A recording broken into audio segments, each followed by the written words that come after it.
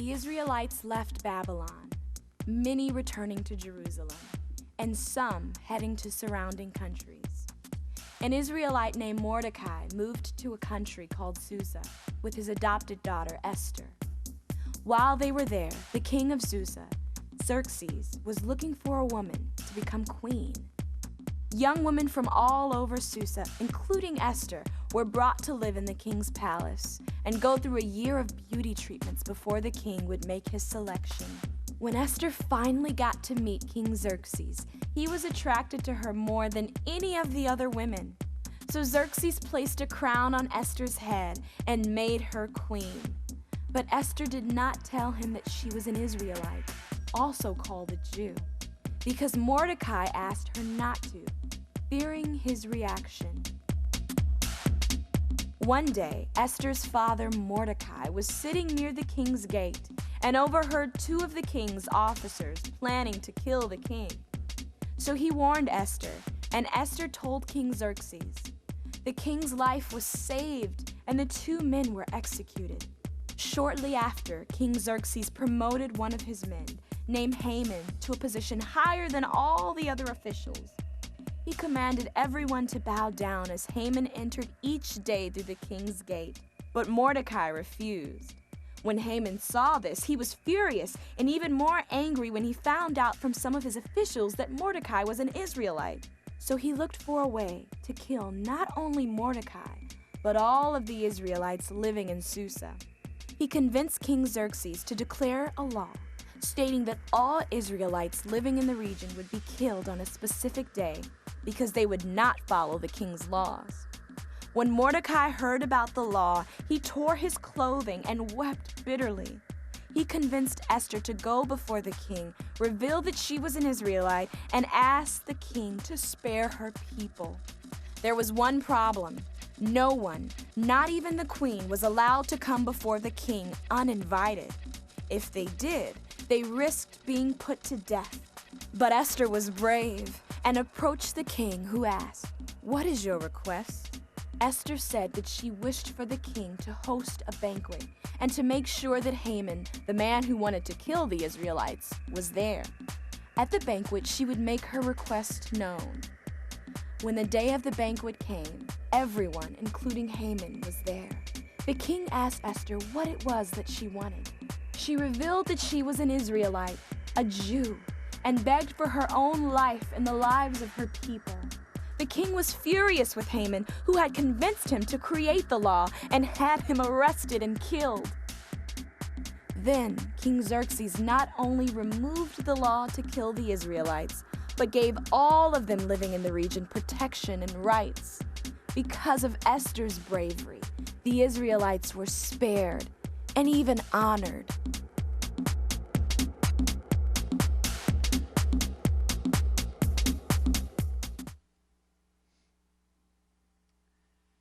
So that's the story of Esther, second last chapter of the Old Testament portion of the story. I want to start this morning with a question. And before I get started, I want to say hello to those watching this video on YouTube, my grandmother and other people. I know my Nan watches my videos every time they go up, so I always say hi. I want to start this morning with a question. I shouldn't say have you ever felt helpless or out of control, because I dare say if I ask anyone in this room, have you ever had a season in your life where you have felt helpless or out of control? I'd wager pretty much everyone in this room would say, yeah, I've had a season in my life like that. What types of things can make us feel helpless and out of control? Maybe I feel like loss is something that always makes us feel helpless. Could be the loss of a job.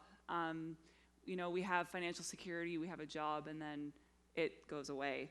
It could be a loss of a friendship of someone that we were close to. It could be the loss of a family member, the loss of our health, the loss of financial security. Life could feel out of control, maybe if you're a parent, because your kids are getting older. And when your kids are little, you kind of get to decide where they're going to go and what they're going to do. And as they become preteens and then teens and then young adults, they start making their own calls, and you can feel like you're not sure how it's going to end up, and you start to worry about them, and you can feel really helpless and out of control. Maybe you feel helpless when you've had to move for some reason. You've had to change houses or change cities or uproot your life and go to a new place. Or maybe you feel helpless because you've been working towards a promotion at work, and you, in the back of your head, you kind of thought you had it, and then it just doesn't come through, and you can feel really helpless in that moment. When these types of things happen in our lives, we can wonder what the heck God's plan really is. Like, God, what are you doing? Why are you allowing these things to happen? When things seem all over the place, it can almost feel like we're a part of the game of life. I don't know if you guys have played the board game, The Game of Life, but every time I play that game, I can't get out of college. And then as soon as I do, I feel like I get 3 kids automatically. It's like really crazy. Not my real life, but when I play this board game, I feel like life there can be really out of control. And sometimes I think in our actual lives, we can feel like we're a part of a game and dice are being rolled and we're getting thrown around and we don't really know what's happening. You know, as we look at the Bible story this morning, Esther's life, really, when you think about it, seemed a little out of control as well. I wonder if she felt helpless in the situation that she found herself. Just to do a little recap of Esther's story, she was an orphan. Both of her parents had died. She was adopted by Mordecai, who was actually her cousin. So they were related, but he wasn't her father. He was a cousin.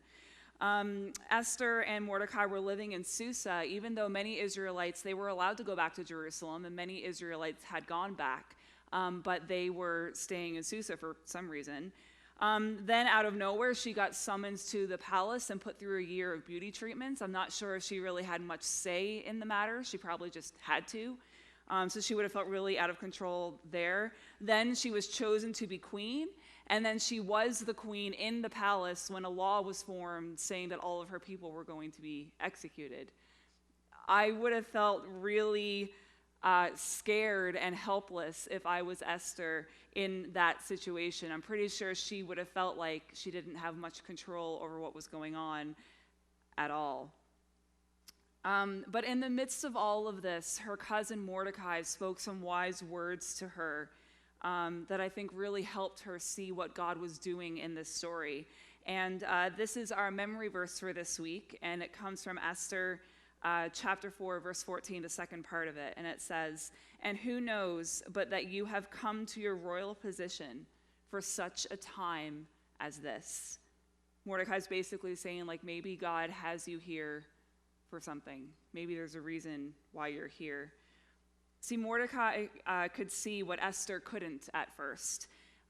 He saw that God had used Esther's circumstances to put her right where she needed to be to save the Israelites in Susa from death. So Esther, in the story, and as the video showed, she took a risk. She approached the king, even though that could have meant the loss of her own life. And because of that, she ended up saving her people. And Mordecai actually ends up in the palace in service to the king as a result of her actions. It's kind of crazy how all of that just happened to work out, right? Just happened to all fall into place, right? And of course, we know that that's not really true. Things didn't just really happen to work out. We know that in the upper story, there's no such thing as coincidences. We know that God was working things out to unfold in a certain way. And it's interesting, I don't know if you've noticed this before reading the book of Esther, God actually isn't mentioned once. But yet this story is in our Bible, and you're like, well, that's kind of weird.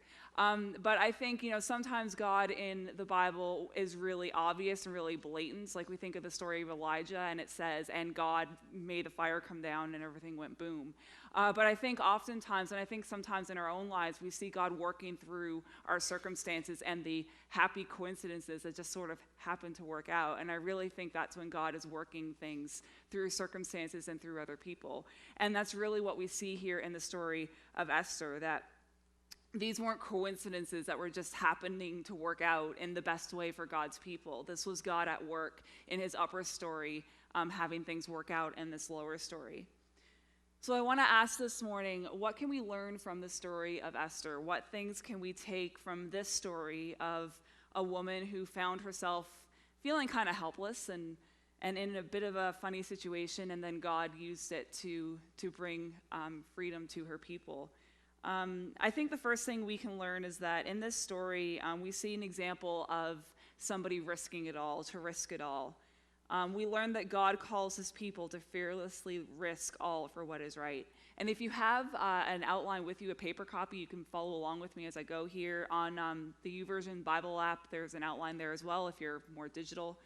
But the first thing we learn in this story is to risk it all. God calls his people to fearlessly risk all for what is right.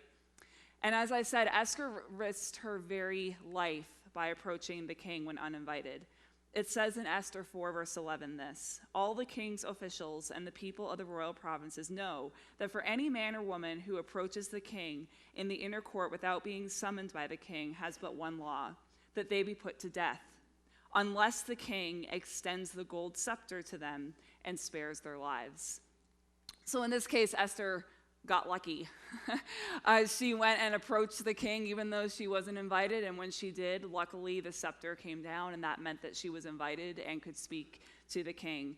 And so Esther risked her very life by doing this. She could have gone in and the scepter wouldn't have come down, and she would have just been killed. That would have been it. But she risked to stand up for what was right, and everything worked out. So I want to ask you today, when does God ask us to risk all for what is right? Maybe some of you have had to risk a friendship because you've had to stand up for what you believe in, and so you've had to confront a friend on something, and you're risking that very friendship by doing that. Maybe you've had to risk a promotion at work to stick to your guns about making sure you get to church on the weekend, so you've had to say no to a project that took place on the weekend. Maybe you've had to risk a fight with a family member to bring up something that needs to be discussed. Those conversations we love to have. And sometimes you need to risk a little bit of conflict because you know something needs to be addressed. Or maybe you've even had to risk your security to do something big that God is calling you towards. Maybe God is calling you to do something fairly substantial with your life, and you're like, but God, I'm going to have to risk all of these things in order to follow you in that way. And sometimes God does call us to risk in that way as well. We see in the story of Esther that when God is calling us to risk, he does go with us and he puts the necessary pieces in place. He asked Esther to risk by approaching the king uninvited, and he was with her and put those pieces in place. And he does the same thing for us. I think the second thing that we can learn from the story of Esther this morning is that God is at work. God is working through the events of our lives to accomplish his good purposes and what they are. Because Esther, as I said a moment ago when I was reviewing the story, in order for this event to unfold the way it did, Esther had to be in Susa and had to be with Mordecai in order for all of these things to happen, right? In Esther, I pushed the wrong button, there we go. In Esther 2, 5-7, that's a fairly lengthy passage there, but basically what it says is this: Esther was orphaned, as I said earlier, and adopted by her cousin, Mordecai, and for some reason, we don't really know why, but they just decided that they weren't going to go back to Jerusalem with the rest of the Israelites. They were going to stay in Susa for some reason. And you think about these circumstances that were happening. If Esther wasn't orphaned, or if she ended up going to Jerusalem instead of staying in Susa, then she wouldn't have ended up being the queen and being in this place when all of this was unfolding. The story wouldn't have unfolded this way. Esther wouldn't have been a part of this story if her life circumstances were a little different. So I want to ask you today, when have you seen God work through events in your life for his purposes? Have you ever had this experience where maybe you look back and you realize at the time you couldn't see why God was working certain things out in your life a certain way, but looking back you're like, wow, God was really doing something in a certain way at a certain time for that. I want to actually share a little bit of my story with you in relation to this. I don't know how many of you guys know this, but I actually didn't grow up in a Baptist church. I know, shame, shocking. I grew up Salvation Army, woo! And I actually had a couple of years of youth ministry as a pastor at a church before I went to Acadia and got my master's and ended up coming here. After I graduated from my undergrad, I went to the Salvation Army Church in Fredericton, just an hour and a half that way, I think. And I was the youth pastor there for 2 years, and it was a great 2 years. And I wasn't planning to leave after 2 years, actually.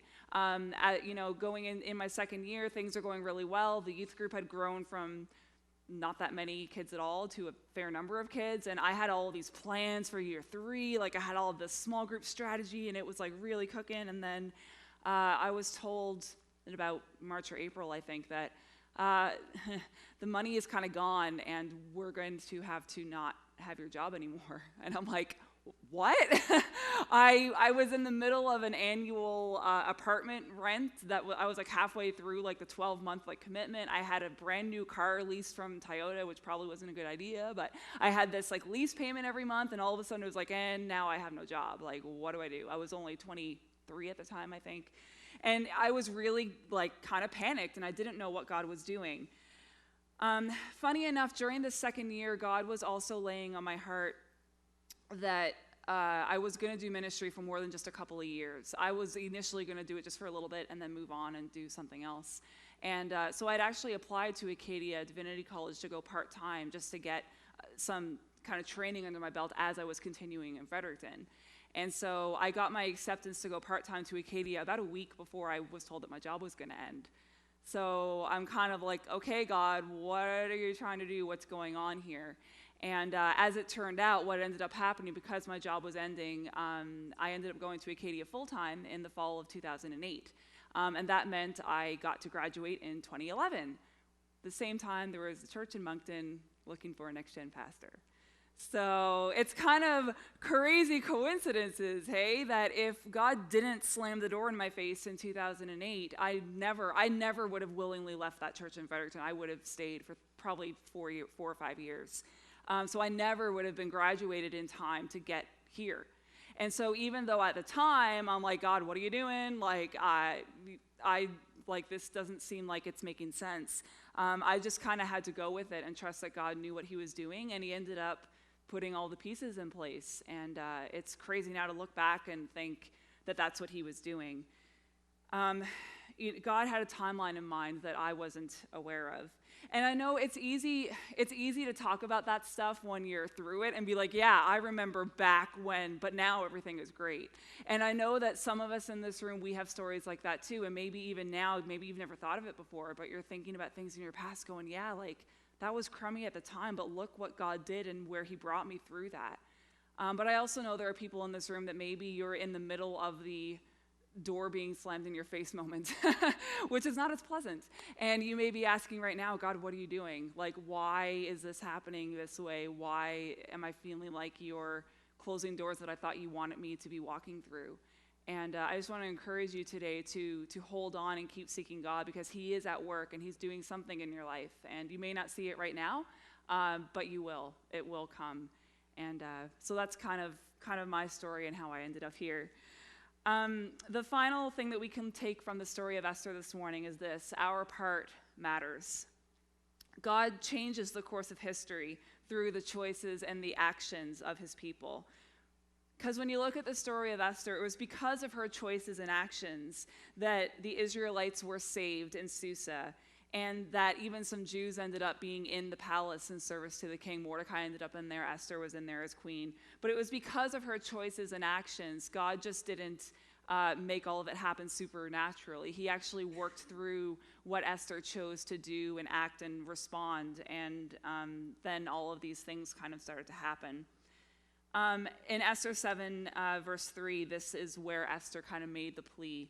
And she didn't do this like, it wasn't like Mordecai told her, hey, this is what the king is planning. And she's like, okay, BRB, and like ran to the king and asked him immediately. Like, she was a little more suave than that. Like, she approached the king with the scepter thing, and then she's like, come to a banquet.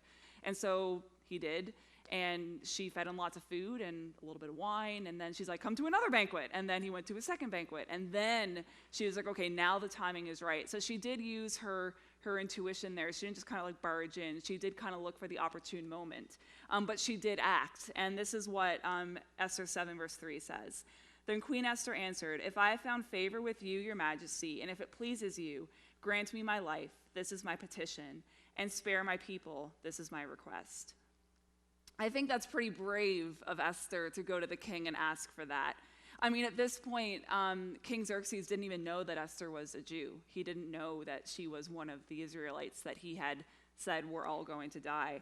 I mean, Esther could have been too afraid or timid to make a move here. She could have been like, well, he doesn't know I'm a Jew, so I'm just going to go to my corner of the palace and like hang out and brush my hair and things, the other Jews, they'll be all right. God will do something. I'm just going to stay over here. But she didn't do that, right? She was like, no, I got to do something here, and this is why I'm here. And so she went to the king and made this petition. And because she made a move, God's plan was fulfilled, and the Israelites were saved. See, I do believe that God is working in and through all things, but that doesn't mean that we just remain passive in his plan. All of us here play an active role in God's plan on earth.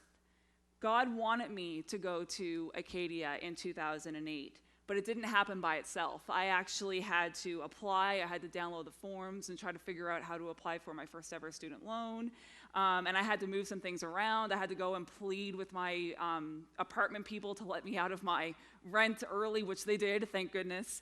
I had to do some stuff in order to make that happen. I was very active in God's plan of getting me to Acadia.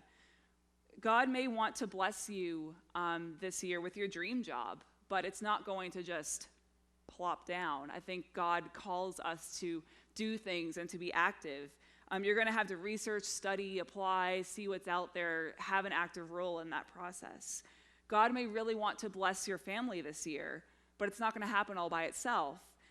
You're going to have to work with him in that. What does God want you to do for him to be able to bless your family this year? Maybe, you need to look at doing devotions differently as a family, or maybe there needs to be some adjustments made, but we play an active role. I think sometimes people think that when you become a Christian, it's awesome, and yeah, I believe in Jesus, he saved me, I get to go to heaven, cool.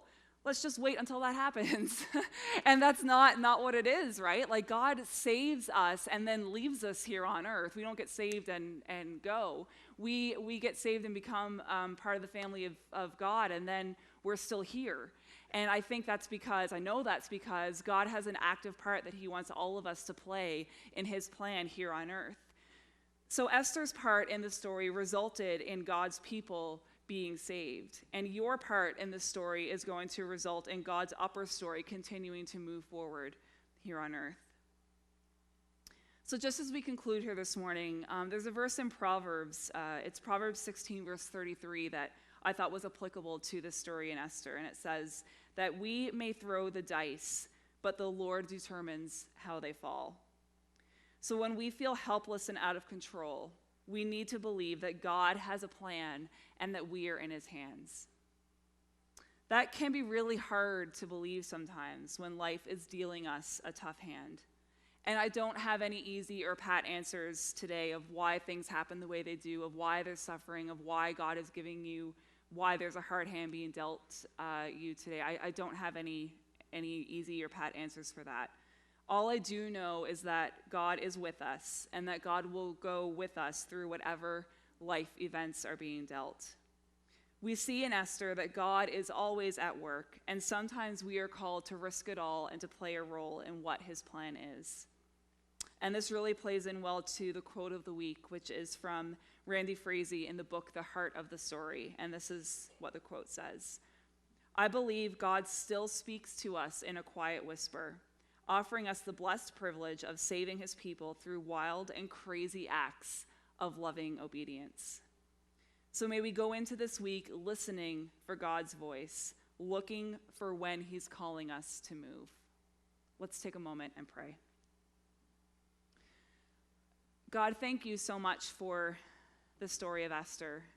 God, thank you for all of the stories in the Bible that we've been learning this year, God, of where you are working in people's lives, God. And each of the stories that we've looked at this year, we just see how you are moving and you are with your people. God, I pray for each of us here today that for any of us that are facing a situation where we just feel really helpless, God, where we feel like we don't have any control over what's going on, God, I just pray that we would look to you and know that you are with us, that you are going with us, and God, that you are at work. I pray, God, if there is a situation where we need to make a move, we need to do something to work with you for your plan to come, that God, I just pray that you would keep us open God, I pray that this week our ears and our hearts would be attentive to your voice and that you would guide us in showing us what our part is in your plan. God, thank you for being with us. Thank you for loving us.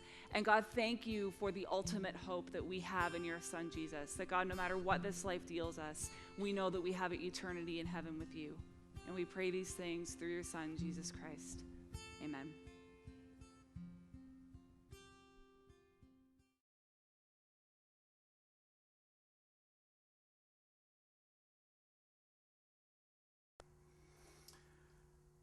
Hi, last weekend we looked at the book of Esther. We were in chapter 20 of the story, and if you download the outline, you can sort of see where we went with the message and watch the Pastor Jen as she preached on this topic. What I want to bring out today is this idea that, well, first of all, interesting factoid, Esther never mentions the name of God. God is not mentioned in this book, and I think that's a great literary device for us as we read it, because there are times and cultures where speaking about God is frowned upon. In fact, in Canada 2016, we may be in a cultural context where it's not acceptable to just openly talk about God.